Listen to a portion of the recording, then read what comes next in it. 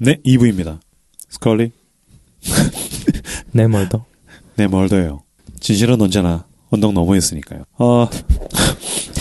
어렸을 때 엑스파일 진짜 재밌게 봤는데. 그치. 도마 엑스파일 2부에서 이제 본격적으로 진행을 하도록 하겠습니다.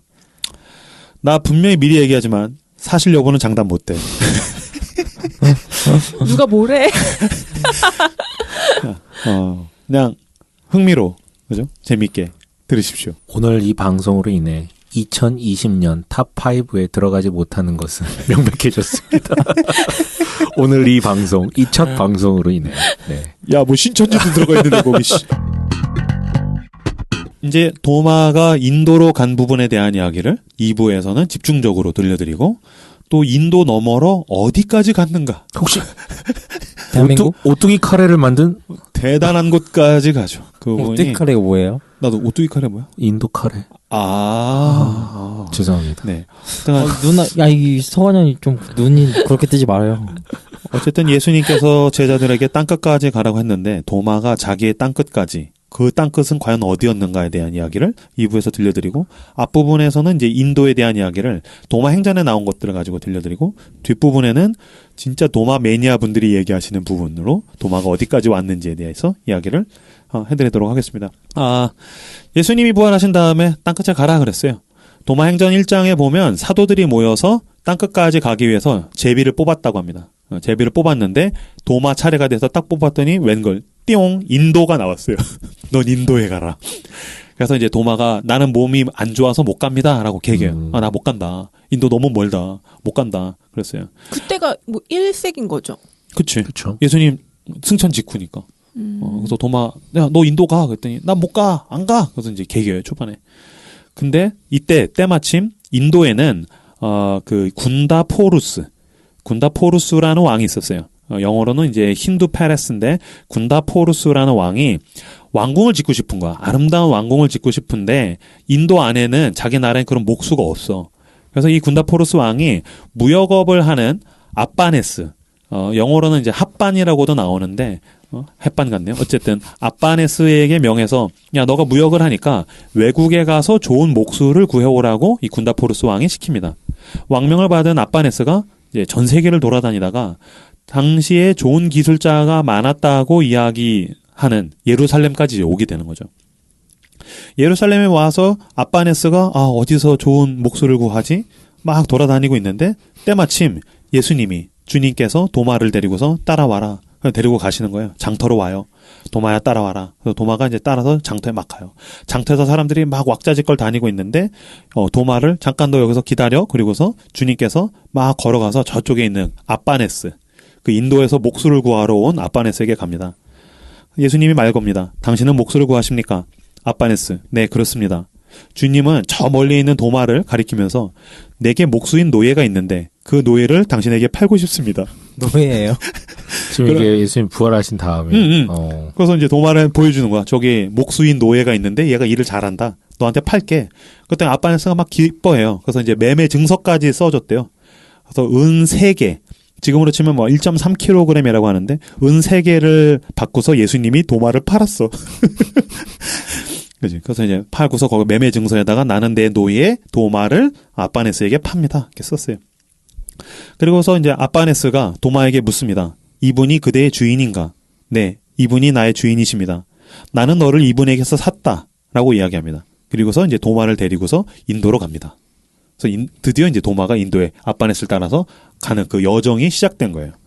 진짜 흥미진진하지 않아? 그 예수님이 팔았다고? 예수님이 이 내용이 어디 나왔다는 거예요? 이 내용이 어디 나왔? 도마 행전. 도마 행전에. 도마 행전에 그러니까 전략적으로 파신 거죠? 그러니까 이제 인도로 보내시려고 파송하신 거죠. 참 거친 방법을 쓴. 안 간다고 계속 개기니까. 이제 배를 타고 가다가 중간에 인도 위쪽에 있는 안드라폴리스라는 항구에 도착하게 돼요. 그래서 이제 아빠네스가 좀 여기서 쉬었다 갑시다. 그래서 항구에 도착했는데 사람들이 막 축제 분위기예요. 와 하면서 어디론가 막 가고 있어. 그래서 묻습니다. 어디로 갑니까? 그랬더니 왕의 외동딸이 결혼을 합니다. 그래서 이제 막 피리를 불고 막 음악이 들리고 춤추면서 막 그 왕궁으로 가는 거예요. 왕의 외동딸이 결혼을 하니까. 이 결혼식에 오지 않으면 모든 사람에게 책임을 묻는답니다. 어서 가야 됩니다. 그래서 아빠네스도 도마랑 어쩔 수 없이 이제 가요. 그냥 안 가면 이제 또 감옥에 갇힐 수도 있으니까. 그래서 결혼잔치에 참여합니다.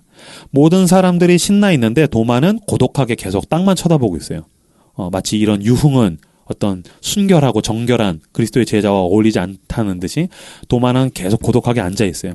모든 사람, 아빠네스와 모든 사람들은 막 즐거워하고 있는데 도마가 고개를 숙이고 앉아 있어요. 근데 저쪽에서 피리 부는 소녀가 이 혼자 앉아 있는 도마 아저씨를 향해서 다가옵니다. 알고 보니까 이 소녀도 유대인이었어요. 그 지루한 듯이 땅만 쳐다보고 있는 도마 앞에서 이 소녀가 계속 피리를 불면서 춤을 춥니다. 그러고 있는데 연회장에서 술잔을 나르던 한 사람이 느닷없이 도마의 뺨을 후려칩니다. 뭐 땅만 쳐다보고 있어서 그런지 그냥 노예라고 생각을 해서 화풀이를 했는지 하여튼간 도마가 땅만 쳐다보고 있는데 연회장에서 술잔을 나르던 사람이 귀싸대기를 후려세래요. 그랬더니 그제서야 도마가 고개를 들고 그 사람을 보면서 말합니다. 나의 하나님께서 자네를 다음에 오는 세대에서는 용서하시겠지만 이 세상에서는 이적을 보이실 텐데 지금 나를 때린 손이 개에게 물려 끌려가는 것을 보게 될 것이다. 라는 저주를 탁 해요. 그리고 다시 이제 앉아서 땅을 쳐다봐요. 피리 부는 소녀는 알아듣죠. 왜냐하면 같은 히브리인이니까. 이게 무슨 말인가 하고서 저쪽에 가서 혼자 또 피리를 막 불고 있어요. 계속해서 잔치는 진행되는데 이 도마를 뺨을 때린 이 사람이 샘에 물을 기르러 심부름을 갔다가 때마침 거기에 있던 사자가 이 사람에게 달려들어요. 그래서 사자가 이 사람을 죽이고서 사지를 찢어버려요. 그랬더니 주변에 있는 동네 개들이 와서 나머지 찢어진 이 사람의 지체를 물고서 갔는데 그 중에 한 마리의 검은 개가 그 찢어진 팔을 입에다가 물고서 연회장에 들어와요. 사람들이 막 깜짝 놀라서 막 깍 소리를 지르고 소동이 일어나는데 피리 불던 소녀가 갑자기 자신의 피리를 꺾어버리면서 도마의 발 앞에 가서 꿇어 엎드립니다. 그리고서 말해요. 여러분, 이분은 신이거나 신의 사도입니다. 이분이 아까 히브리 말로 나를 때린 자의 손을 개가 물고 갈 것이라고 했는데 이 일이 바로 일어났습니다. 그것도 이제 막 왕이랑 막 수근수근거리면서 깜짝 놀래요. 그래서 이걸 계기로 해서 도마가 그 나라에 있는 왕과 왕족들에게 복음을 전하고 예수를 믿게 됩니다. 아니 예수님은 왼뺨을 맞으면 오른뺨을 대라고 가르치셨는데 네. 도마는 쓰레기네요. 오른뺨을 맞았나 보죠. 그렇지. 오른뺨을 맞았어. 이게 도마복음서에 나온 내용이에요? 아니 도마 행전에 나와요. 도마 행전. 왜 이게 정경이 안 되는지 알겠네요. 예수님의 가르침과 위배되잖아. 어쨌든 진실은 언덕 넘어 있으니까요. 네. 살리는 기적이 아니네요. 네. 어쨌든 이걸 계기로 그 왕족과 왕과 모든 사람들이 예수를 믿게 됩니다. 그리고 이제 그 항구에서 계속 지체할 수 없으니까 군다 포루스 왕에게 가야 되지 않습니까? 아빠네스랑 그 도마는 또 다시 배를 타고서 드디어 고향에 도착하게 됩니다. 저희는 임브로의 말을 못 믿는 게 아니고 네. 임브로가 하는 얘기들의 그 내용에 대해서 살짝 고민하는 중입니다. 움츠려들지 마십시오. 상관없습니다. 움츠려들 사람이에요. 그냥 옛날 얘기 듣는 것 같아. 야, 이거는 약과야. 네. 이건 그나마 출처라도 있는 이야기들이야. 그 도마 고향이 행전. 어디예요? 인도의 어디예요? 정확한 지역은 나와 있지 않아요. 정확한 지역에 나와 있지 않고 군다 포루스라는 이름의 왕도 있었는가가 굉장히 의심스럽다라고 학자들이 이야기를 했는데 실제로 사료 중에 그 예수님 직후에 AD 100년 안에 군다 포루스 왕과 압반이라는 이름을 찾아냈대. 그러나 과연 도마가 여기에 왔는가에 대해서는 신뢰할 수 없다. 어쨌든 도마파 쪽에서 이야기를 그렇게 짜깁게 했을 수도 있다라는 이야기들이 좀 있나 봐. 근데 어쨌든 도마는 왔습니다. 군다포루스 왕이 도마에게 묻습니다. 자네는 무슨 기술이 있는가? 도마가 대답합니다. 저는 목수와 건축의 기술이 있습니다. 나를 위해 아름다운 왕궁을 지어주게. 네, 알겠습니다. 그랬더니 왕이 막대한 돈을 줍니다. 정말 어마어마한 돈을 줬어요. 도마는 이걸로 왕궁을 짓겠다고 한 다음부터 그 다음 날부터 매일마다 거리에 나가서 그 돈을 사람들에게 나눠줍니다. 가난한 사람들, 병든 사람들에게 먹을 걸 주고 돈이 필요한 사람들에게 묻지도 따지지도 않고 막 돈을 막 줘요. 이제 왕이 막 기뻐했어요. 근데 왜? 왕궁을 지어준다고 하니까. 그래서 사람들한테 막 자랑을 해요. 저 멀리 이스라엘에서 온 목수가 나를 위해서 최고의 왕궁을 지어줄 거야. 근데 이제 부하들이 물어요. 그 왕궁을 어디다 짓는데요? 어딘가 짓는다던데? 그랬더니 그 사람은 맨날 저자거리에서 사람들이랑 먹고 놀고 있던데? 뭐 외국에서 온 어떤 종교를 전하고 있던데요? 그랬더니 무슨 소리야? 왕궁을 짓고 있어. 이제 계속 그런 소문. 도마는 왕궁을 안 짓고 딴 짓만 한대더라라는 소문을 계속해서 들어요. 왕의 돈을 먹튀했다. 듣다가 도저히 안 되겠다 싶어가지고 왕이 도마를 불러요. 왕궁은 지었는가? 도마가 대답합니다. 네, 다 지었습니다. 그래? 그러면 언제 그것을 보러 갈까? 도마가 말합니다. 왕이시여, 당신은 지금 그것을 볼 수 없습니다. 당신의 생명이 떠난 다음에 볼 수 있습니다. 하늘에 지었어? 어떻게 알았어? 뻔하지. 왕이시여. 그때부터 상금론이 있었구나. 아, 그치. 지금은 볼 수 없습니다. 당신의 생명이 떠난 다음에 그것을 볼 수 있습니다. 왕이 빡쳐요. 그래서 이제 얘를 고문합니다. 도마를 고문해요. 그리고 이제 사형에 처해라 그랬어요. 그리고 이제 감옥에 넣었는데 왕이 사기를 당했다라는 소문을 듣고 그 동생이 이제 안 그래도 병에 걸려서 와병 중에 있었는데 형이 사기를 당했다는 소문을 듣고 화병이 도져가지고 동생이 죽어요. 동생이 죽어서 그의 영혼이 천사의 인도를 받아서 천국에 갑니다. 내 성을 보는구나. 와, 씨. 대박인데? 아니, 너무 뻔하잖아요. 진짜 뻔하다. 진짜 나 상상도 못했어. 그래서 천사가 이제 왕의 동생을 데리고서 천국에 가서 이제 막 물어요. 살짝 당한 것 같은데. 자, 와봐라. 이게 천국이 좋지? 너무 좋네요. 그래서 쫙, 너 어디서 살고 싶은지 얘기해. 저 성이요. 근데 쭉 다니다 보니까 너무 아름다운 성이 있는 거야. 그래서 저 성에 살고 싶어요. 그랬는데 천사가 안 된다. 왜요? 그 성은 이미 주인이 있다. 누군데요? 도마. 아니지. 왕이지. 그 왕. 군다포루스. 니네 형이야. 아. 그래서 넌 안 돼. 이제 꿈에 현몽해가지고, 형, 진짜야. 아니야. 현몽이 아니라 그랬더니 제발 천사여 내게 부탁이 있습니다. 뭐냐? 내가 잠깐 다시 세상에 내려갔다 오게 해주십시오. 그래서 천사가 알았다. 그래서 다시 이제 현실 세계로 오면 동생이 죽어가지고 수의를 막 입히고 있는데 동생이 갑자기 다시 번쩍 눈을 떠요. 살아납니다. 예수님도 못한 건데. 죽으면 끝이라 그랬는데. 그치? 그때 이제 군다포루스 왕이 깜짝 놀라서 아니 동생아 어떻게 살아났느냐? 그랬더니 눈을 뜨자마자 동생이 형님 그 성을 나에게 파십시오. 그래서 무슨 성을 말하는 거냐? 그랬더니 이제 동생이 쫙 얘기해요. 내가 천국에 갔는데 세상에 아름다운 것들이 너무나도 많은데 가장 아름다운 성이 있어서 저 성에서 나 살고 싶어요. 그랬더니 그 성은 형님을 위한 성이라고 합니다. 나 그 성 형님 나한테 파세요. 그랬더니 이제 형이 깜짝 놀라서 도마가 지은 성이 진짜 성이었구나. 나는 천국을 보았다의 시작이네요. 아니, 이놈은 죽었다가 살아나면 형님한테 그걸 그냥 진짜라고 믿으라고 얘기하지 그걸 팔라 그래. 자기가 다시 돌아가서 살아야 되니까. 사실 이 내러티브가 더 뭔가 근사하잖아. 형님 나한테 파세요. 그래서 이제 왕이 군다포루스가 도마를 불러서 내가 몰랐네. 내가 눈에 보이는 성만 알고 눈에 보이지 않는 성을 몰랐네. 나를 용서해주게. 그랬더니 이제 도마가 막 복음을 전합니다. 예수를 믿으십시오. 왕이시여 순결한 삶을 사십시오. 이게 영지주의 영향을 받다가 보니까 어떤 순결함에 대해서 굉장히 극단적으로 이렇게 요구하는 게 있어요. 그래서 사실 이 문서 내내 도마가 요구하는 게 순결인데 여기서 말하는 순결은 심지어는 결혼을 약간 불결하게 여기는 경향도 있어요. 그래서 그냥 남자 여자와의 결합이라든지 결혼 자체를 약간 불결하게 느끼는. 그래서 왜 아까 왕의 외동딸이 결혼하는데 고개를 숙이고 있다는 건 이건 불결하다. 그리고 이제 왕족들의 물론 당시 이제 왕족들의 어떤 문란한 성적인 사생활도 있겠지만 그런 부분에 대해서 이제 순결함을 계속해서 요구하는 게 있어요. 그래서 이제 도마가 왕에게도 순결함을 요구하고 또 왕족 여자들이라든지 귀족들에게도 순결함을 이제 요구를 하면서 복음을 전합니다. 그래서 이제 그 귀족들과 왕이 모두 예수를 믿고 세례를 받게 됩니다. 그래서 도마에 의해서 이제 인도가 복음화되죠. 은혜 받았습니다. 네, 아멘. 도마의 땅끝은 여기서 끝나지 않아요. 인도에서 끝나지 않습니다. 도마 미스테리를 주장하는 사람들이 있어요. 나 분명히 얘기했어. 도마 미스테리라고 주장하는 사람들이 있는데 이 사람들이 좋아하는 게 이제 도마, 그다음에 이제 경교. 이렇게 중국의 고대 기독교인데 경교 좋아하고 그다음에 이제 한반도에 있는 고대 기독교. 아마 이 단어 처음 들으신 분들 많으실 겁니다. 한반도에 있는 고대 기독교에 대해서 연구하시는 분들이 있어요. 정학봉, 조국현, 이용봉, 이장식 등등이 있으신데 이분들에 의한 이야기를 제가 전달할 뿐이라는 거를 제가 분명히 말씀을 드립니다.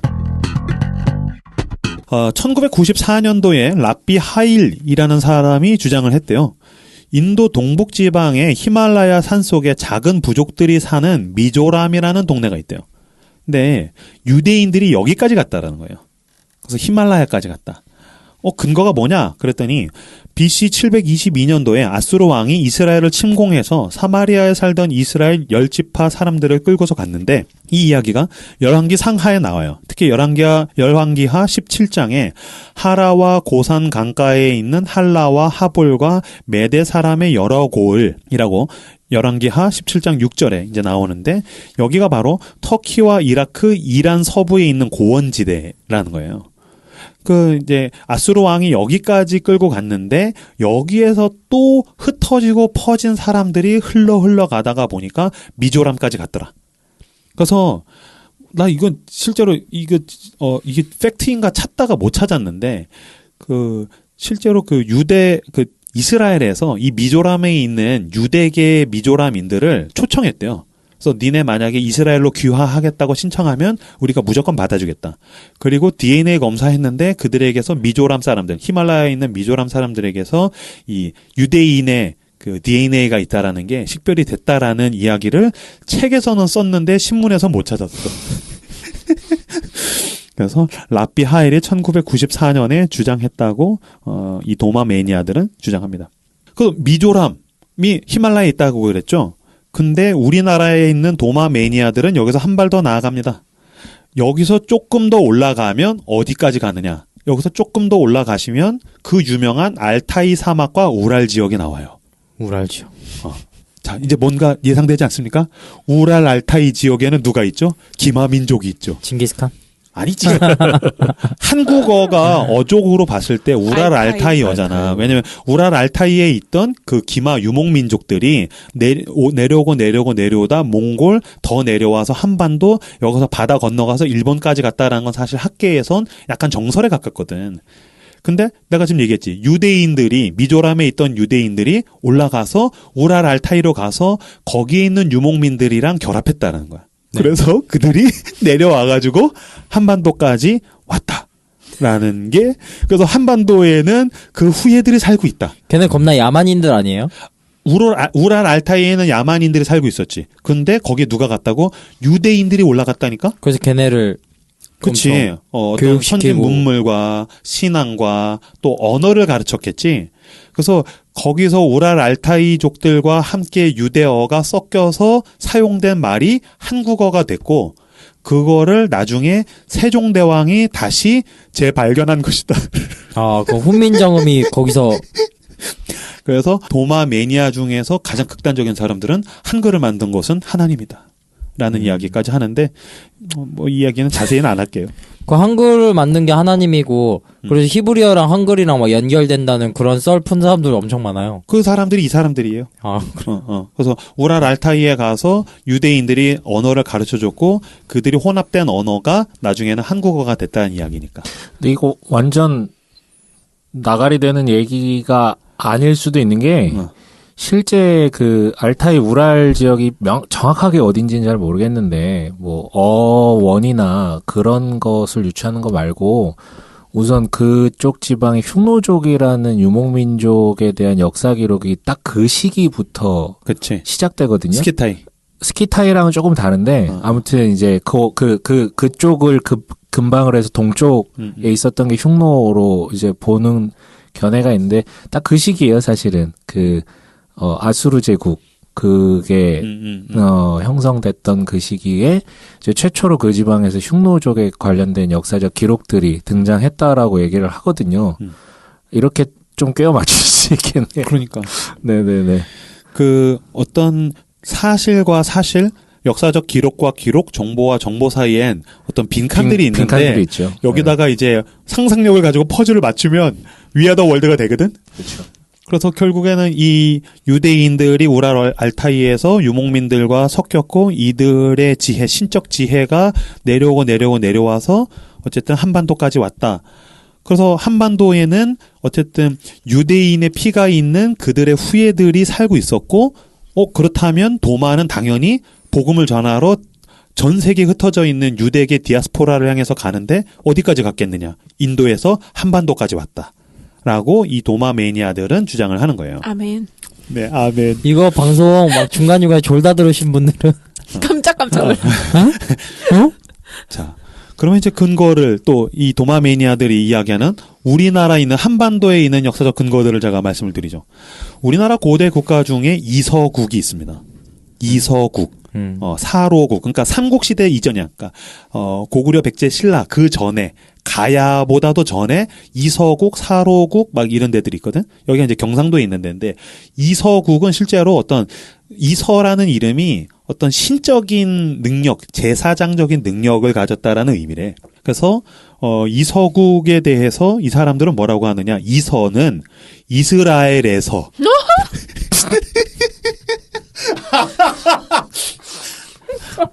아, 그때도 줄임말이 있었군요. 고토에서 봐, 고토. 사로국은 사울이고, 이서국은 이스라엘에서 라고 주장합니다. 그래서 이스라엘에서 온 집단들이 사는 곳이 이서국이다. 라는 거예요. 그래서 이제 실크로드를 따라서 오기도 했고, 인도 옆에 있는 그 반도죠. 말레이 반도에 실제로 그 유대인들이 사는 동네가 또 하나 있대요. 거기서 많이 어떤 그런 교류 같은 걸 했는데 거기에 있던 유대인들이 또 해로를 타고서 경상도에 왔다. 그래서 그거잖아, 그 허황우. 그쵸.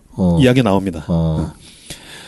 근데 이게 또 봐봐. 여기는 그 이서국은 이스라엘에서 이거는 그냥 퍼즐을 누가 맞춘 거잖아. 근데 실제로 경북의 경주에 있는 고대 무덤들에서는 여러 종류의 유리잔들이 나와요. 고대 유물들이 나오는데 딴 거는 그렇다고 쳐도 터키의 이스탄불에서 만들어진 거랑 똑같이 생긴 로만 글라스 유리잔이 경북 경주에서 나와. 있다니까 그게. 그러니까 유리잔이 경북 경주에 있는 옛 무덤들에서 나왔는데 이게 로만 글라스야. 그리고 이거 똑같이 생겼어, 진짜. 터키에서 나온 거라든지 지중해에서 나오는 거. 이거는 똑같은 게 나왔고, 그 당시에 해상무역을 하는 애들은 거의 유대인이 유일했다라는 걸 봤을 때, 야, 이거 뭐 어떻게 해야 되냐라는 지점들이 있다라는 거예요. 뭐 십자가는 무더기로 나오고, 가야에서도 나오고, 신라에서도 나오고, 십자가는 많이 나옵니다. 그래서 이제 한반도에는 어쨌든 이스라엘에서 온 사람들이 이제 살고 있었다. 그랬을 때 다시 인도에 있는 도마로 돌아가 봅시다. 이서국의 충격에서 헤어나올 수가 없어요. 도마는 이제 인도에서 더 땅끝으로 가려고 합니다. 그래서 이제 유대인들이 회당을 짓고 무약을 하다 아까 그 말한 말레이 반도로 가요. 여기가 땅끝인가? 그러고서 이제 막 복음을 전하고 있는데 거기 있는 그 해상 무역을 하는 유대인들이 저 동쪽 끝에도 하나님을 믿는 디아스포라들이 있다라는 소문을 들려줍니다. 그래서 이제 이야기하죠. 나를 거기에도 데려가 주시오. 그래서 상선을 올라타고서 드디어 한반도에 오게 됩니다. 그래서 청동기를 쓰던 한반도 사람들에게 철기 문화를 전수해 줍니다. 도마가. 도마는 실제로 이제 어떤 목수고 어떤 여러 문물들, 특히 이제 그 당시에 그 그리스 로마에 있던 철기 문화를 다룰 줄 알았기 때문에 이제 철기 문화를 전수해 줬어요. 그게 왜 이따 뒷부분에서 가야에 이제 허황후가 오고 뭐 거기에서 이제 가야에서 십자가라든지 기독교를 상징하고 암시하는 듯한 유물들이 대거 나오거든요. 되게 놀라운 게 뭐냐면 삼국시대 통틀어서 고대 국가 중에서 유일하게 철기를 쓰는 나라가 또 가야였다는 거죠. 그래서 김해라고 하잖아요. 거기가 김해가 철이 많이 나온다. 철이 바다처럼 많이 나온다. 그래서 김해라는 이야기도 있거든. 근데 또 그런 거 생각하면 신기하기도 해. 어쨌든 그래서 철기를 누가 전수해 줬나요? 그랬을 때 도마가 전수해줬다. 시험 문제 나오면 그렇게 써도 되나요? 큰일 납니다. 큰일 납니다. 이서국은 이스라엘에서라고 쓰시면 세상은 우리를 이해하지 못하지 않습니까? 그래서 세상이 감당 못할. 그러면 믿음의 눈으로 떠야 보이는 것입니다. 감당 못할. 진실은 언덕 너머에 있으니까요. 이 도마 매니아들이 주장하는 어떤 기독교 유물들이 무엇이냐라고 했을 때 경북 영주에 가면 강동리라는 동네에 마애불 입상이라고 부르는 게 있대요. 그 절벽에 어떤 이렇게 새겨가지고 누가 깎아가지고서 어떤 불상을 새겨놨어. 그런데 이것도 되게 독특한 게 평소에 보는 불상, 그 당시에 있는 고대 국가, 심지어 삼국시대랑 그다음 가야에서 만드는 불상이랑은 전혀 달라요. 샌들을 신고 있어. 발가락이 갈라져 있는. 그리고 손 모양이 늘 불상이 이제 하고 있는 그 손 모양 있잖아요. 이렇게 동전 줍쇼라든지 뭐 이런 불상이 하고 있는 손 모양이랑 전혀 다르게 손을 가지런히 모으고 기도하고 있는 모양으로 이렇게 서 있어요. 이 마애불 입상이. 그리고 그 옆에는 알 수 없는 단어들이 써 있어요. 심지어 그 글자들도 불상에다 새겨놓는 글자들이 아니야. 한자로는 지전행이라고 써 있고 알 수 없는 그림 문자가 있는데 이건 산스크리트어도 아니야. 근데 여기에 대해서 그 도마박물관장이신 조국현님께서 사도 도마다라고 주장하기 시작했어요. 그러면서 이건 도마가 기도하고 있는 것을 그려놓은 것이고, 왜냐면 머리부터는 잘려 있거든? 목까지만 있어. 도마가 기도하고 있는 모양을 새겨놓은 것이고, 옆에 있는 알 수 없는 그 그림 문자는 이거를 실제로 히브리어로 보니까 타우맴, 도마라고 써있다라는 거예요. 타우맴, 도마라고 써있고. 지전행은 뭐냐면은 모든 땅을 돌아다니며 복음을 전한 자, 도마. 그래서 이건 바로 도마 그리스도인들의 유물이다. 타우맴, 도마라고 써있지 않느냐라고 주장을 했는데 다른 역사가들은 그냥 고려의 불상과 유사하다라고 이야기하기도 합니다. 네. 그래서 그 가야에 도마가 와서 가야에다가 복음을 전하고 고대 그 경상도에 있던 고대 국가들에게 도마가 복음을 전한 일들에 대해서 그 도마 매니아들이 쓰신 팬픽이 있습니다. 제가 본 책에 이제 어떤 역사적 사료들과 그분들의 퍼즐을 껴 맞춰서 그분들이 이야기처럼 썼는데 저는 그냥 도마 매니아 분들의 팬픽이라는 느낌으로 제가 좀 읽어드리도록 할게요. 굉장히 흥미롭습니다. 이스라엘에서 온 사람들이 의해서 세워진 국가였던 이서국을 질투한 옆나라 사로국이 쳐들어옵니다. 이서국의 왕자였던 외질청해. 실제 이름이요. 이건 우리나라 삼국유사 삼국사기에 있는 이름이 외질청해는 언덕 위에 살고 있었던 그 사도 도마를 찾아갑니다. 왜냐면 이서국이 이제 유대 피가 섞여 있는 어떤 하나님의 백성들이고 또 사도 도마가 와서 복음을 전했기 때문에 이서국의 지금 언덕 위에서 사도 도마가 살고 있었다라는 얘기예요. 근데 옆 나라에서 쳐들어오니까 왕자 외질청해가 사도요 우리가 어떻게 해야 됩니까? 라고 찾아가요. 그래서 어떻게 해야 됩니까? 그랬더니 사도 도마가 하나님을 믿어라. 그러면서 이제 그 외질청해와 그 부하들에게 세례를 줍니다. 이 외질청해의 세례명이 바로 김수로입니다. 그래서 김수로와 부하들이 세례를 받고 나서 그 사도 도마가 살고 있던 언덕, 그 언덕이 구지봉인데 구지봉에서 함께 뜨겁게 예배를 드립니다.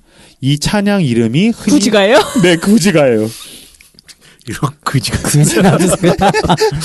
이놈들아. 사람들이 알고 있는 그 유명한 구지가. 그죠? 그 약간 남군을 네. 숭배하는 노래 아니에요? 그러니까 사실 그 학자들이 이제 구지가가 가야의 어떤 고대 노래지 않습니까? 근데 구지가 그러면은 한자로 써 있는데 그 해석하면 거부가 고개를 내밀어라. 그러지 않으면 너를 구워 먹으리. 근데 이게 이제 왕을 달라는 노래치고도 가사가 너무 이상하고 당시 어떤 약간 성적인 어떤 남근주의적 숭배 사상을 이야기하는 것이다라고 이야기하기에도 사실 거부가 고개를 내밀어라. 그러지 않으면 구워 먹으리. 그럼 뒤에서 불로 너를 구워 먹으리라는 것도 이상해. 근데 그게 혹시 불로 이런 거 성령을 앞에 부분은 성령을 의미하고 뒷부분에는 도와주시지 않으면 저놈들에 의해서 우리가 불타 죽습니다. 라는 거야. 그러니까 성령의 불은 아니고 우리가 불타 죽습니다. 그래서 이 구지가를 이 도마 매니아, 이 학자분들이 해석했습니다. 구합니다, 구합니다, 우리가 구합니다. 우리의 머리 대신 주님이시여 오셔서 우리를 구하나소서. 그러지 않으면 적들이 와서 우리를 불사르고 죽일 것입니다. 야, 근데 뭔가 뭔 말인지 알겠지? 느낌이. 근데 어떻게 그렇게 해석을 할 수가 있는 거예요? 이게 한자이기도 하지만 이두라고 해서 우리나라 말을 한자로 표현한 건데 그럼 왜 이두가 이렇게 됩니까? 라고 했을 때 이들도 정확한 퍼즐을 다 맞추지 못해. 그냥 이들이 퍼즐을 맞춰보니까 구합니다, 구합니다, 우리가 구합니다. 우리의 머리 대신 주님 오셔서 우리를 구하나소서. 그러지 않으면 적들이 와서 우리를 불사르고 죽일 것입니다. 그래서 세워진 나라가 바로 가야입니다. 좀 약간 몽롱하고 좀 혼미해요. 아, 고3들은 이 방송 들으면 안 되겠다. 혹시 역사가 틀리는 것 같아요. 역사적 사실을 가지고 국가고시를 보시는 분들은 잠깐 방송을 끄세요.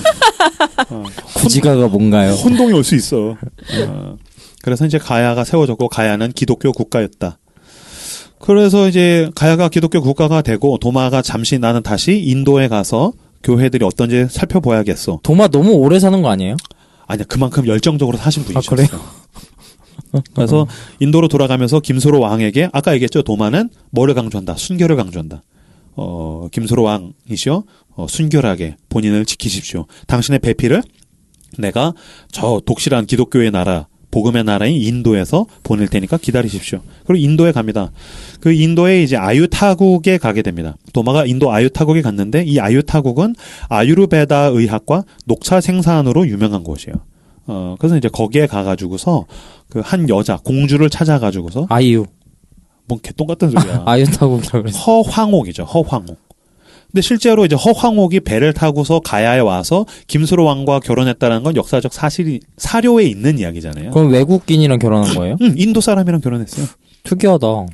그래서 이거는 실제로 우리나라 뭐 다큐멘터리에도 나오고 학자들도 어쨌든 그건 삼국유사인가? 거기에 나오는 이야기니까. 허황옥이 배를 타고 와서 어쨌든 김수로 왕과 함께 결혼을 했다. 근데 당시 시대에 국제 무역이나 뭐 교류 같은 게 그만큼 열려 있었어요? 내가 얘기하잖아. 로만 글라스가 그대로 발견이 된다니까. 와, 그러면은 그래서 허황옥을 도마 사도께서 찾아서 가야로 보냈다. 근데 봐봐. 그래서 상상력이 우리가 이거밖에 안 되는 게 문제인 거야. 왜 허씨겠어? 허씨. 그냥 허 그러면 뭔가 기억나는 게 없습니까? 어떤 유대인과 구약과 보세요. 모세가 기도할 때 양팔을 잡고 있는 사람이 누구입니까? 아론과 훌의 영어 스펠링은 H-U-R. 바로 허씨입니다. 와, 진짜 그 소수자들이 했던 해석보다 더 절실한. 아론과 그 훌이 H-U-R. 그래서 허씨인 거예요. 그래서 왜 벤허가 훌의 아들이잖아요. 그랬을 때 그래서 허씨를 보낸 거예요. 내 친구 허수경도 있고. 네. 허참 씨도 그럼. 그래서 이분들에 의하면 잘 들어. 그래서 이분들에 의하면 허황우가 자신이 갖고 있던 의학과 지식으로 선교하였고 나중에 자식을 낳았는데 남편은 김수로잖아, 김씨잖아. 자기 아들들을 허씨로 계속 이어지게 했다라는 거예요. 근데 의학을 알려줘서 허씨들에게 굉장히 허준 정확.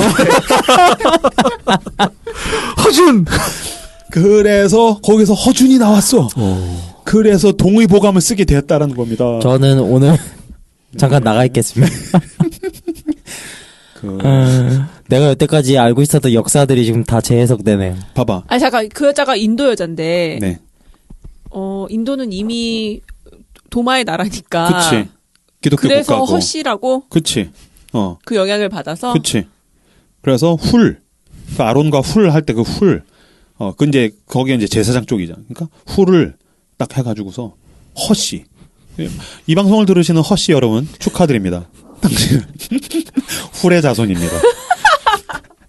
그리고 굉장한 의학적 지식과 어떤 복음을 가지고서 이 허황옥이 선교를 하였고 그 자손에서 허준이 나와서 동의보감을 쓰게 되었다고 이 도마 매니아 분들은 주장하십니다. 그리고 이제 세월이 지나서 비록 가야는 망하게 됩니다. 슬프죠. 기독교 국가였는데 망했어요. 가야는 망했지만 그 마지막 왕 이름이 구형왕이에요. 가야의 마지막 왕 이름이 구형왕. 그 증손주가 누군지 아십니까? 김유신입니다. 김유신. 그러면 가야가 기독교 국가니까 그 증손주인 김유신도 누구겠어? 기독교인이. 복음의 사람이죠. 그래서 유신이구나. 뭐 그럴 수도 있어. 어. 또 상상력이 너 굉장한데? 김유신. 너 이미 너 한 발 더 나아간 거야. 네. 김무신이 아니라 유신이네. 그렇죠. 그래서 김유신이 하나님의 사람인데 그래서 보세요. 신라 하면 뭐로 유명해요? 화랑도. 그 실제로 신라에 있었던 그 고대 종교 중에 풍류교라는 종교가 있습니다. 풍류교. 바람. 그치. 뭐의 바람이겠어? 성령의 바람.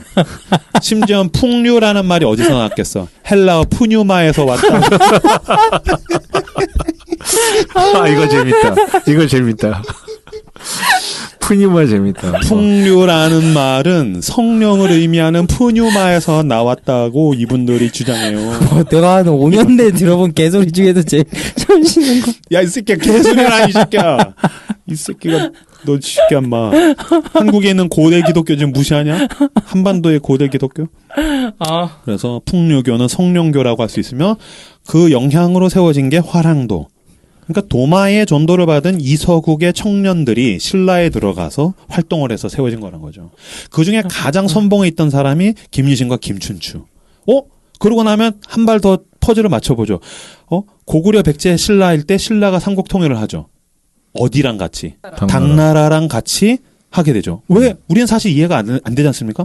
왜 고구려 백제 신라가 한반도에 있는 국가인데 옆에 있는 당나라가 군대를 빌려줬으면 어떻게 연합하게 되었는가? 자, 제가 그 나머지 퍼즐 한 조각을 제가 맞춰드리겠습니다.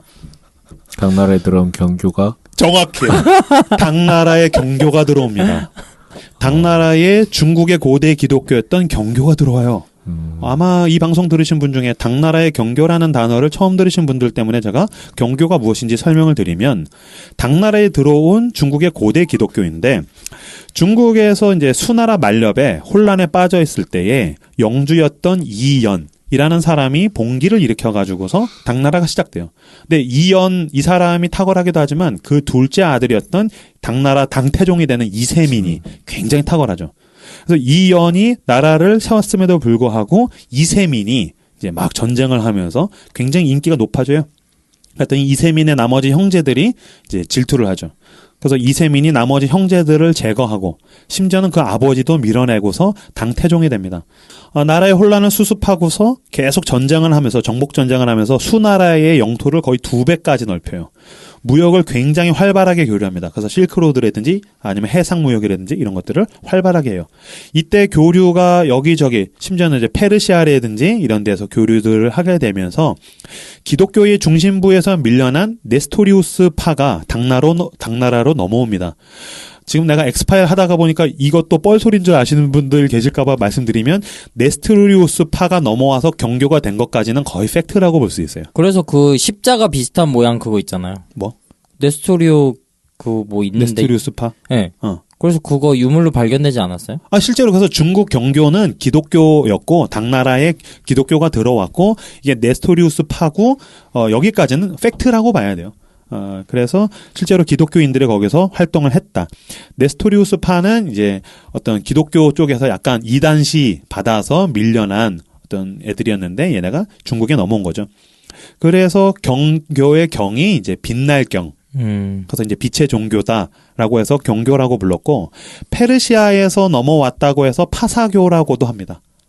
파사교라고도 하고 나중에는 알고 보니까 이게 페르시아에서 온 게 아니라 로마에서 왔다라는 것을 알게 되면서 중국에서 로마를 의미하는 대진을 불러서 대진교라고도 하고 여기서 세우는 절처럼 지었지만 사실은 이제 교회를 지은 거지. 그래서 대진사 당나라에서 세운 어떤 경교의 교회를 대진사라고도 하고 그 유명한 어떤 기독교적 유물로서 대진경교 유행 중국비라는 게 이제 세워져 있다고 그래요. 그래서 사람들은 이게 이제 불교 유물인 줄 알았는데 나중에 근대 시기, 현대에 넘어와서 선교사들이 가서 보니까 이게 기독교적 유물인 거지. 그래서 이제 대진사, 경교, 대진경교 유행 중국비 이런 거는 실제적으로 역사적으로 중국에 기독교가 왔다라는 사실을 드러내는 것이기도 해요. 그래서 이제 당태종은 페르시아에서 온 아로펜 이제 20여 명의 선교사들과 함께 경전을 뭐 한문으로 번역하고 성경을 연구하고 뭐 그랬다라고도 이야기를 합니다. 여기서 이제 또 퍼즐을 맞춰드리면 당태종이 십자가 복음을 깨닫고 이제 거듭나게 되죠. 그래서 독실한 그리스도인이 되었을 수도 있지 않겠습니까? 근데 삼국사기에 의하면 신라의 김춘추가 648년에 당나라에 갑니다. 당나라에 가서 당태종을 만나죠. 그래서 군사를 요청합니다. 야, 내가 너네한테 군사를 왜 주냐? 그랬더니 김춘추가 자기 친구 김유신에 대한 이야기를 해요. 김유신은 독실한 그리스도인이죠. 당태종이 나도 요새 파사교를 통해서 나도 복음을 믿었는데 그래서 아니 그런 거룩한 사람이 있다니 내가 당장 군사를 빌려주죠. 그래서 20만의 군사를 보내서 백제를 정벌하게 됩니다. 그래서 경교의 유물들이 신라로 넘어왔는데 그러니까 이거 야 김유신이 그리스도인인 것도 웃기고 당태종이 그리스도인인 것도 웃기고 연합한 것도 웃긴데 실제로 신라에는 돌십자가랑 이제 어떤 관음상 중에서 마리아랑 비슷한 마리아 관음상 이런 게 또 발견되기도 해요. 그래서 어쨌든 당태종과 김유신 두 거룩한 그리스도인들이 연합하여서 삼국 통일을 이루게 되었다. 그러므로 대한민국은 누구의 나라입니까? 하나님의 나라죠. 나라입니다. 그러고 보니 태극기 들고 나가야겠네요. 그치. 내가 왜 태극기 옆에 이스라엘 깃발이 있는지 이제 알겠어. 우리는 형제의 나라였어. 우리는 형제의 나라야. 그렇군. 네. 아, 내가 마리아 편에서 저 마리아 관음상 얘기 하려다가 개소리 같아서 안 했는데. 왜? 그냥 뭐 이게 약간 맥락이 너무 음. 안 맞는 것 같아서 얘기 안 했는데 인브로가 다 해주네요. 네. 이 마리아 관음상은 팩트죠? 네. 마리아 관음상 실제로 있어요. 실제로 있어요. 마리아 관음상은 뭐예요? 그러니까 불교와 기독교가 기독교의 연합되어 있는 화합이지. 근데 이렇게 생각하시면 되는 게 우리나라 입장에서 봤을 때도 그렇고 중국에서 봤을 때도 그렇고 불교든지 기독교든지 다 저쪽에서 오는 거야. 천축국 너머에서 오는 거야. 그러니까 막 오다가 보면 이게 기독교인지 불교인지 오면서 섞이기도 하고 와서 구별이 잘 안 되기도 하는 거야. 실제로 이 사람들이 주장하는 것 중에 천축으로 가는 어떤 스님들 중에 천축으로 가는 길에 불교인 줄 알고서 갖고 왔는데 이게 기독교적인 어떤 교리나 기독교적인 신앙을 갖고 와서 전달했다라는 이야기도 있는데 완전 낭설만은 아닐 수도 있겠다는 생각을 했어요. 왜냐면 가는 길에서 이게 기독교인지 뭔지 아까 얘기했잖아. 대진사를 세웠는데 이게 불교 나중에 사람들이 이게 불교인 줄 알았는데 이거 경교의 어떤 교회로 지은 거거든. 그러니까 사실 그게 역사 속에서 혼합되기도 하고 그러다 보니까 어떤 관음상을 만들었는데 이게 마리아 관음상. 그 예전에 뭐 역사 시간에도 배우지 않습니까? 어떤 헬레니즘 문화랑 뭐 이것저것 뒤섞여서 기독교 문화랑 불교 문화랑 뒤섞여서 전달된다. 뭐 그렇게 보실 수도 있고 아니면 당태종의 영향을 받은 기독교 유물이죠. 다시 한번 말씀드리자면 어떤 역사 시험을 국가고시로 보시는 분들은 오늘 방송을 좀 깊이 해주시면 그리고 마지막 방송이니까 그냥 웃었으면 되는 거죠. 아까 전에 서 과장님이 동영상 실시간 녹화해가지고 지금 신고한 것 같아요. 아 그렇군요. 아까 동영상 촬영해가지고 어디로 보내더라고. 네, 전 이제 끝났거든요. 안 보냈어. 어디다 보낸 거예요? 도마는 인도로 갑니다. 가서 이제 복음을 또 전해요. 여전히 인도에는 복음을 전하지 않은 동네들이 많으니까요. 복음을 전하고 순교를 강조하고 그러다가 보니까 막 처음에는 남성들이 굉장히 저항이 심해. 어떤 장군 또는 장군 위에 있는 귀족, 관리들 또 걔네가 변하고 나면 최종적으로는 이제 왕이 그걸 굉장히 싫어해요. 그리고 도마가 순결과 복음을 막 전할 때 제일 먼저 변화되는 계층은 여성들이에요. 귀족의 여성들. 그래서 이제 귀족 여성들이 변하니까 아내가 미쳤다고 생각하니까 남편들은 처음에 싫어하고 그러다가 보면 또 기적을 일으키고 그런 과정을 통해서 복음화가 이루어지다가 그 어떠한 나라 도마 행전에는 이제 마즈다이 왕이 도마를 죽게 했다. 그리고 왕의 아들은 와잔이라고 나와 있기도 하고 또 다른 문서에는 마하데반 왕이 도마를 죽였다.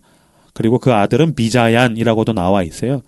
순교한 날짜도 뭐 10월 6일 그리고 12월 21일로 좀 상이하기도 한데 어찌됐든 도마가 복음을 전하다가 오해를 받고 감옥에 갇히고요.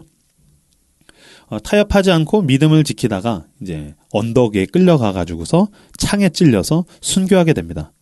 왕은 여전히 이제 그 도마가 죽은 다음에도 도마를 받아들이지 않고 자기가 죽이라고 했으니까. 그러다가 자기 왕자 한 명이 이제 귀신이 들려가지고 야 이거 어떻게 해야 되냐 어떻게 해야 되냐 온 나라를 뒤져도 왕자가 귀신 들린 게 어떻게 축기가 안 되는데 누군가가 아이디어를 내요. 그래서 어떻게 하면 되느냐 그랬더니 도마의 뼈를 가져다가 이제 그 귀신 들린 사람에게 갖다 대면 귀신이 나갈 수 있을 것이다. 어쨌든 이 사건을 계기로 해서 그 왕도 예수를 믿게 되고 그 나라가 복음화가 되었다라는 것으로 이 도마 행전은 끝나게 됩니다. 그래서 그 도마행전에 그 순교까지 다 나와 있는 거예요? 네, 도마 행전에는 순교까지 나와 있어요. 끝. 도마행전 누가 썼나요? 예수님? 인브로가 도마? 쓴 거 아니에요? 인브로 쓴 거 같아. 도마 행전은 김용옥이 쓴 거 아닌가? 근데 김용옥 씨가 도마 그거 복음서에 대해서 해설하고 쓴 책이 있지 않아요? 도마 복음서 강의했죠. 네, 있어요. 그래요? 그래서 그 초대 그 도마 문서 같은 것들 쏟아져 나왔을 때 이집트랑 시리아 쪽에서 문서가 나왔을 때 나그 한마디 문. 그거 나왔을 때 그거를 융이 샀다네? 칼륨? 맞아요. 칼융이 그거를 샀대요. 소관장님 어떻게 알아요? 내가 그때 소개했잖아. 칼융도 그걸 가지고 있고 뭐 그런 거 공부해서 김용옥이 쓴 것 같은데 그냥 혹시 여러분 제 방송 들으시고 또 도마 행전 갔다가 읽고 또 도마 복음서 갔다가 읽고 또 도마 문서 갔다가 읽으실 분들 그냥 재미로 읽으세요. 넷플릭스 보시고 재미로 읽으십시오. 아니 물론 이런 되게 학문적인 열정과 시도는 되게 좋다고 생각을 해요. 네. 잘못된 방향으로 가서 문제지. 그 사실 올바른 방향으로 간다면은 이렇게 한다는 게 어렵잖아요. 이 역사적으로도 그렇고 뭐 여러 가지 그런 유물들도 다 비교해봐야 되고 정리를 해야 되는데 좀 안타까우면서도 왜 안타까워? 모르겠어요. 그 되게 흥미롭기도 하면서 근데 이런 어떤 태도 면에서는 본받을 점이 많다고 생각을 하는 것 같아요. 뭘 본받아야 되는지 모르겠는데. 네. 그런 사실 여백을 채우는 작업들이 굉장히 중요하잖아요. 그럼 뭐 소위 말하는 뭐 자간과 행간 사이를 채우는 작업들이 굉장히 중요한데 이거를 뭐 도마라는 어떤 그 매니아들이 이 정도까지 채웠다라는 거는 박수를 쳐주고 싶은 성과라고 할 수 있지 않나. 아 진짜? 네. 이런 식으로 퍼즐을 맞추는 거 손잡고 어떻게 생각해? 상상은 자유죠. 뭐. 상상은 자유죠. 아 그래요? 네. 어차피 뭐 이거 어디 뭐 학계에 제출하는 거 아니잖아요. 아니 이 사람들은 포부가 있다니까. 아니 내가 아까 얘기했잖아요. 참고문서가 하나도 없다고. 하나도 없어요. 참고문헌이 하나도 없다고.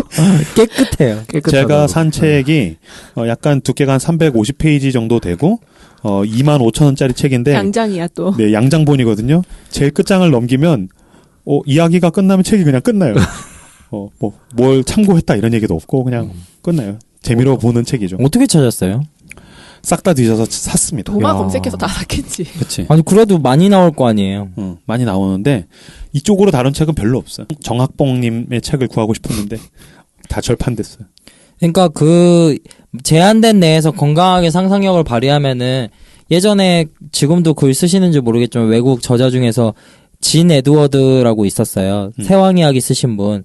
그분이 약간 그런 뭐 여러 가지 이런 상상력을 발휘한 책들 많이 쓰셨거든요. 물론 역사적인 이런 걸 해가지고 이렇게 나열한 건 아니고 성경에 있는 이야기들로 해가지고 아까 말했던 자간과 행간을 채우는 작업들을 하셨고 그 중에서 뭐 신의 열애라는 작품이 있었는데 그거는 되게 문학적으로 훌륭하다고 저는 생각을 해요. 그리고 또 엔도 슈사크 같은 경우도 뭐 예수의 생애나 뭐 그리스도의 탄생 같은 경우도 그 제한된 내에서 상상력들을 많이 발휘해가지고 그렇게 훌륭한 문학적인 기재들을 사용한 책이거든요. 그래서 그런 상상력을 발휘하는 면에서는 좋다. 그러고 보니까 나는 사실 왜 자신이 이어가는 논리에 대한 자기 비판이 없지? 라는 면에서 굉장히 약간 좀 이렇게 뭐 아무 자신에 대해서 회의와 비판 없이 이렇게 논리를 전개하지라고 생각을 했는데 문학적 상상력을 동원한다라는 부분에 대해서는 저도 동의가 되는 것 같아요. 이 사람들 사실 어떤 면은 굉장히 성실한 게 뭐냐면 아까 얘기했던 퍼즐을 무리하게 껴맞추는 걸 가지고 소설처럼 이야기를 써냈어. 세계잖아요. 세계관이잖아요. 이게. 그러니까 아까 그 도마가 김수로 왕과 만나서 대화하는 장면 있잖아. 그거는 성경 구절을 가지고서 도마가 막 이야기하고 소설처럼 그 부분을 써내는 부분에 대해서는 나는 와, 이 사람들 진짜 열심이다라는 생각을 저도 했거든요. 예.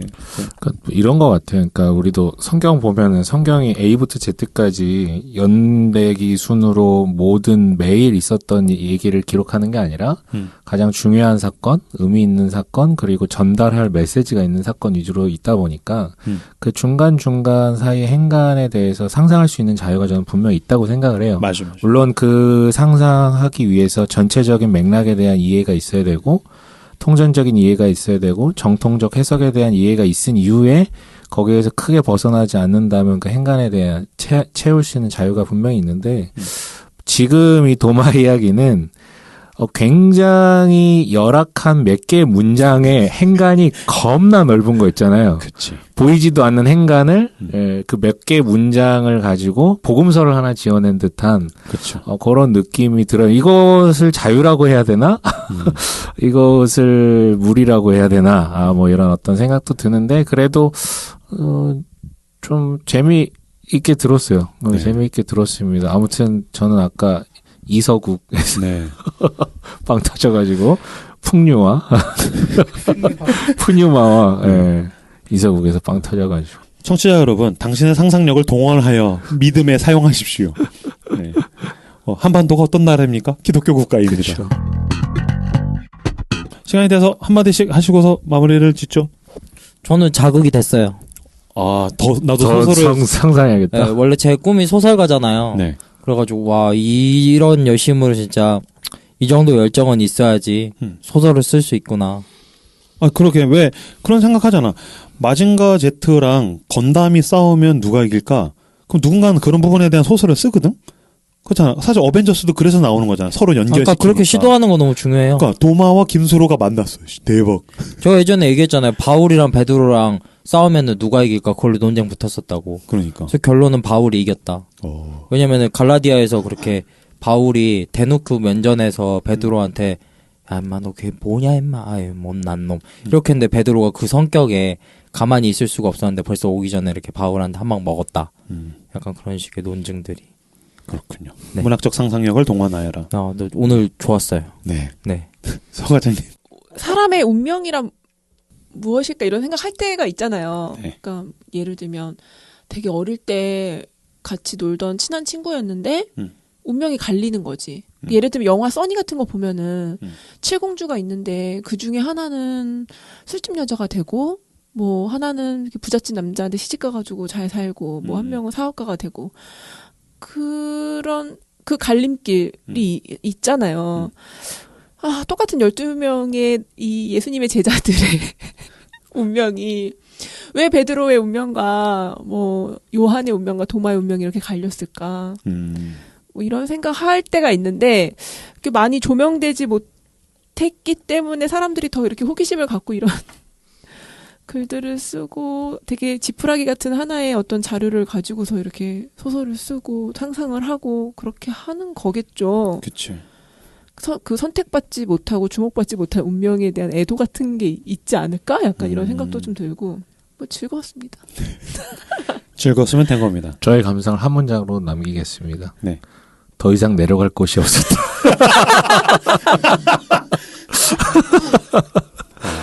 갑자기 책 제목이 훅 다가오네요. 아까 시작할 때 들었던 책 제목인데 방송 말미에 다시 보니까 갑자기 이 방송과 콜라보를 이루어서 더 이상 내려갈 곳이 없었다. 뭐 이런 얘기 한 번쯤 빼오는 것도 좋지 않나요? 네, 그럼. 네. 뭐 이걸로 뭐 교훈을 얻거나 어떤 정보를 얻으려는 생각을 하지 마십시오. 오늘 방송 그냥 재미로 하는 거라고 생각을 했는데 또 김사부 얘기를 들으니까 나는 사실 이런 이야기의 가장 어떤 악패라고 할까? 교조적으로 이걸 사용하는 건 난 너무 별로인 것 같아. 그러니까 한반도는 기독교 국가야.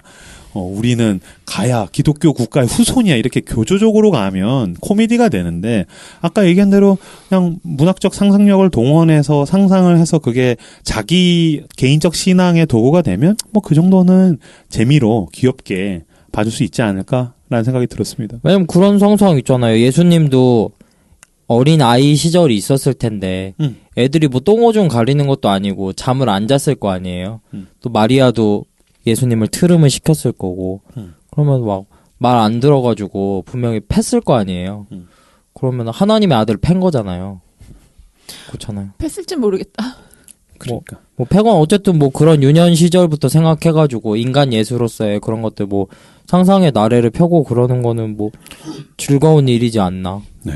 어쨌든 뭐 영화 막달라 마리아 여성 제자에 대해서 구현하듯이 저는 훨씬 더 나아가서 땅끝까지 간 사도 도마에 대해서 이야기를 나누었습니다. 내년에 임브로 감독 도마 나오는 거 아니에요? 네. 진실은 언제나 저편에 있으니까요. 네. 네. 지금까지 함께 해주셔서 감사하고요. 성경 인물 마지막 편 도마로 오늘 방송을 마무리 짓고 또한 시즌2 여기서 마무리 짓고 2달 후에 쉬었다가 시즌3에서 여러분들 찾아뵙도록 하겠습니다. 함께 해주셔서 감사합니다. 감사합니다. 잘 쉬고 오겠습니다.